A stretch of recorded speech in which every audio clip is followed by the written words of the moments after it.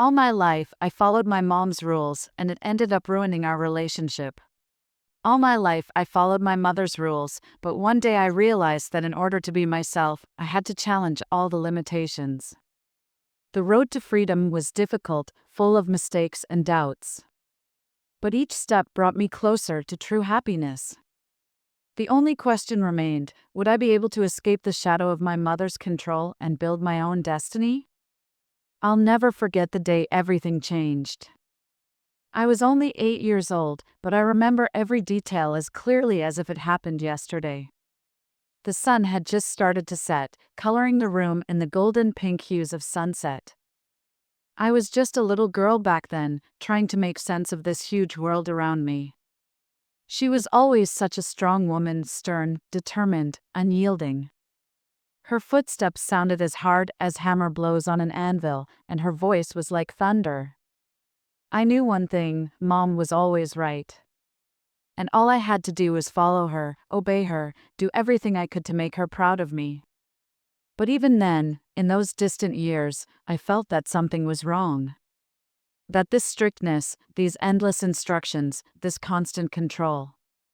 It was slowly but surely turning me into someone else. Someone who is afraid to take a step without permission, who doubts every decision he makes, who doesn't know how to live his life. I remember sitting down to dinner one night. Dad had gone long ago, leaving us alone. He was a weak man, couldn't stand Mom's willpower. And I looked at her, trying to understand why she was like that. Why did she have to control my every move? But I couldn't ask her. I was afraid of her anger, afraid of disappointing her.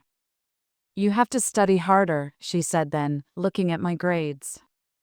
If you want to succeed in life, you have to work on yourself. Always. Her voice was as cold and steady as a knife blade. I didn't dare to look up, afraid to see her displeasure. Everything inside me clenched, as if someone had grabbed my heart and was squeezing it. I wanted to object, to say that I was trying, that I was doing my best. But the words stuck in my throat. I just nodded, trying not to show my fear. Okay, Mom, I whispered, my head down. I'll do my best. She nodded briefly, as if satisfied with my answer. But I knew she was really expecting more. Always more. And I sank back into my thoughts, wondering, why? Why is she so strict? Why can't I just be happy? Why can't I just be me? These questions remained unanswered, and I continued to live in the shadow of her expectations, hoping that one day I could break free of these iron fetters. As the years passed and I grew older, nothing changed. My mother still dictated her terms to me, deciding for me where to study, who to be friends with, what to do. Sometimes I caught myself thinking that I had no opinion of my own, that I was just a puppet in her hands. But I didn't dare to say it out loud. Mom was always right. When I graduated from high school, my mom insisted that I go to university. Not the one I wanted to choose for myself, of course, but the one she chose. She said it had the best teachers, the best program, the best prospects for my future career.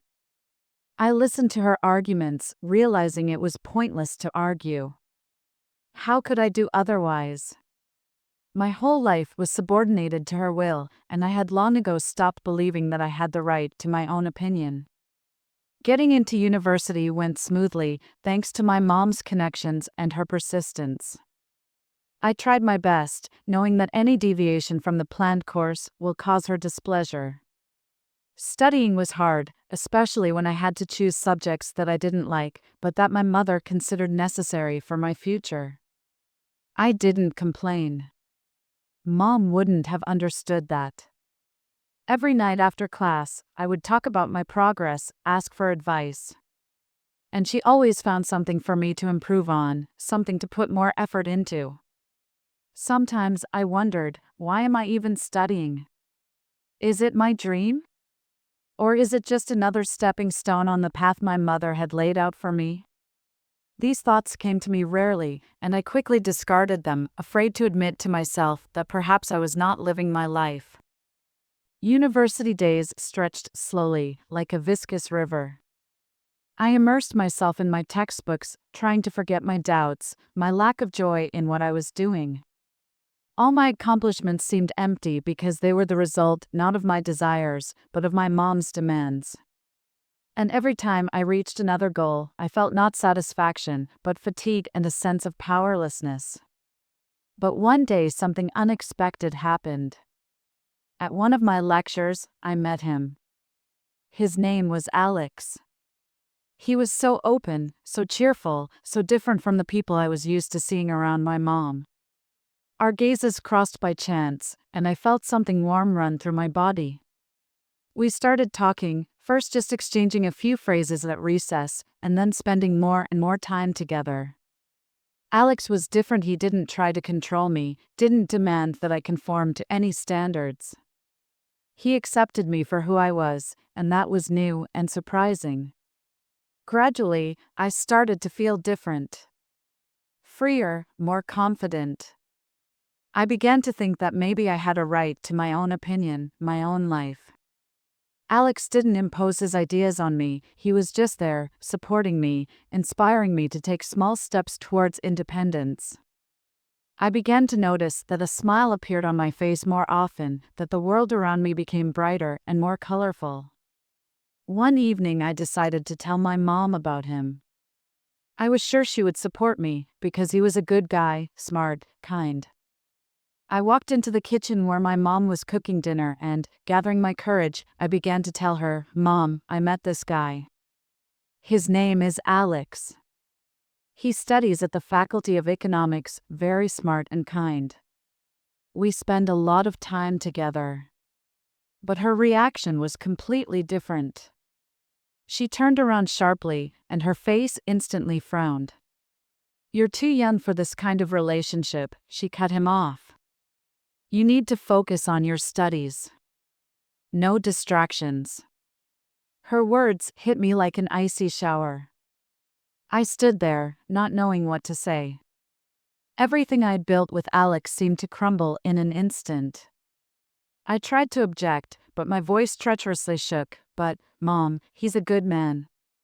He helps me, supports me." "Supportive?"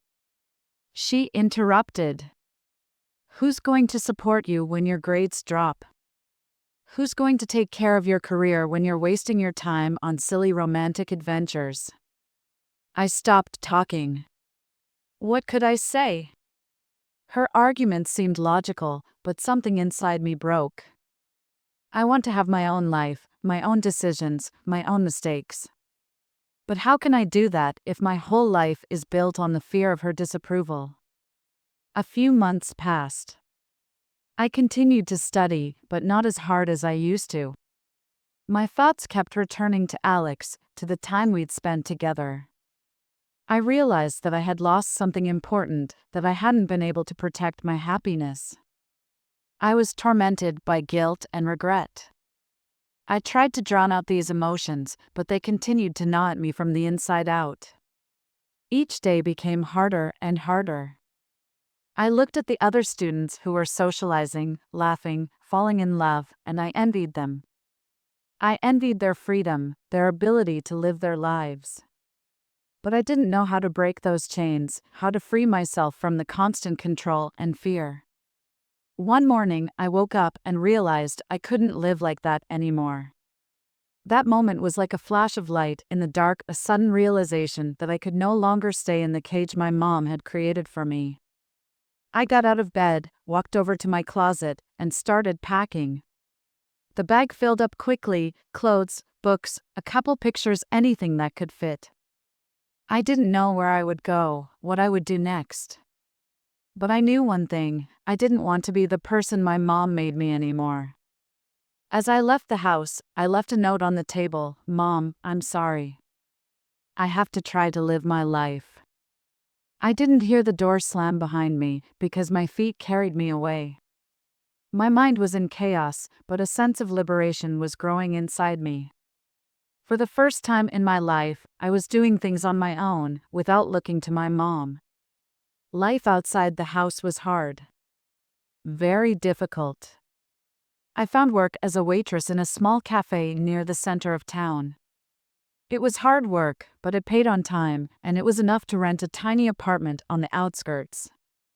Every day was a struggle. I would get up in the morning feeling like I had no time for anything, and in the evening I would fall into bed, tired and broken. I didn't know how to make decisions, how to deal with problems. Everything I was taught was useless in real life. I lost touch with my friends because I didn't know how to maintain relationships. My work was going badly because I couldn't take responsibility for my actions. Days merged into weeks, weeks merged into months. I lived in constant stress, but I still couldn't go back. I was afraid that my mom would take control of my life again and I would go back to being the person I used to be. But the loneliness and uncertainty began to slowly destroy me. I often cried at night, not knowing what to do next. After a year, I came home. I went back to my mom because there was nowhere else to go. She took me back, but the look in her eyes spoke for itself. She saw that I'd failed. That I couldn't handle my life without her control. She didn't say a word, but I could read the judgment and disappointment in her eyes. Mom didn't blame me, but she didn't comfort me either. She just took me back as if nothing had changed. Now I lived under her roof, not as a daughter, but as a guest who couldn't find her way. Every day reminded me that I couldn't stand the test of life. I became dependent on her decisions again, her advice. But inside me, I no longer had the same old confidence that my mom was always right. I felt lost, broken, unable to take a step forward without her support. We lived together for a few more months. My mom helped me find a new job, build new relationships. But it was all for nothing. I couldn't trust myself, I couldn't trust my decisions. Every morning started with doubts, every decision seemed wrong. I felt like I was in a fog, unable to see a clear path forward. Everything I did felt like a wrong step, and I couldn't shake the feeling that I was failing again. Then one night, lying in bed, I realized I was lost forever. I lay in the dark, listening to my breathing, and suddenly realized that I couldn't continue to exist in this state. Something had to change, but what was it? The answer came suddenly.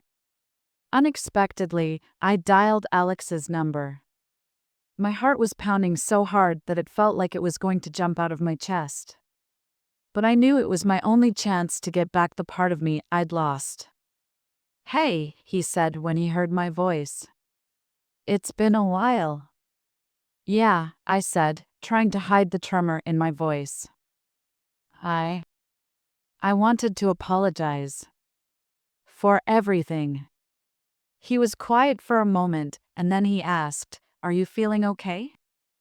"No," I admitted honestly. "But I want to change. I want to learn to live my life." We talked until almost morning. Alex turned out to be the very friend I had lost. He supported me, encouraged me, suggested we meet. And I said yes. The next week we met at a cafe. It was awkward at first, but soon we found common ground again. We decided to start over, but this time in a different way. We agreed that we would support each other but not interfere in personal decisions. It was a new phase of our relationship, based on trust and mutual understanding. Time passed, and I gradually learned to make my own decisions. Alex helped me, but did not interfere in my life. He became my partner, not my mentor. Together we coped with difficulties, shared joy and sadness. I started to feel alive again, real. And Mom stayed just as strict. I left home again, but this time with the hope that I would never go back. I realized that our bond was broken, and it might be impossible to repair it. Yes, Perhaps my mom wanted to keep me safe with her strictness and control, but she only destroyed our relationship. Today, I look at my life and see that it is full of possibilities. I have a job, friends, a loved one. And although the road to this was not easy, I am glad that I went through all the difficulties. They have made me stronger, wiser. My story continues, and now I decide for myself what the next stage of my journey will be.